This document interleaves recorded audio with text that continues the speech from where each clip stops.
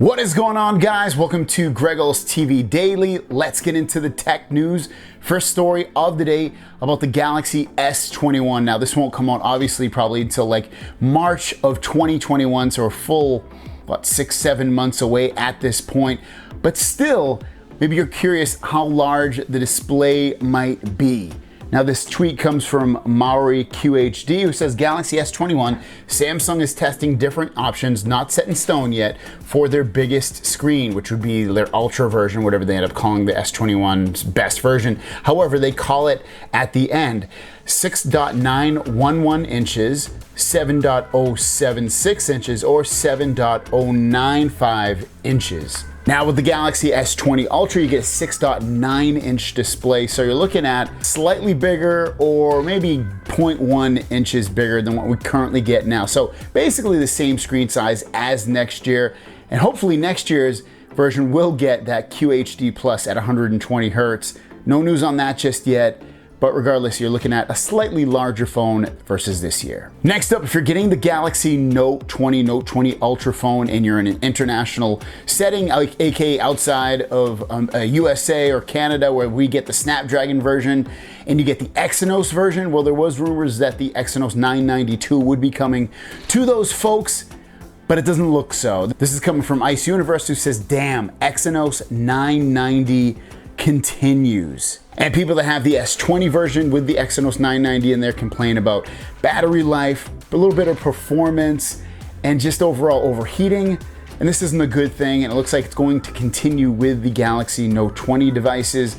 The 992 doesn't look like it's going to be coming to any current devices, because the rumors after that going into 2021 is that Samsung would go to the Exynos 1000, which obviously would be a better processor than the 990, but again, that's next year. And the last story of the day makes me quite disappointed, because as you can see from Max Weinbeck's tweet, it says, Fold 2 isn't happening at Unpacked. And this is truly the phone I've been aching for the last few months. I really want this phone. It's a good upgrade over the Fold 1, and it's a phone that is different enough from, any other slab of glass like we get with these phones, where you can make it, into this nice large, or aka small display, small tablet, so that you can carry it around or close it up and use it as a skinny type phone.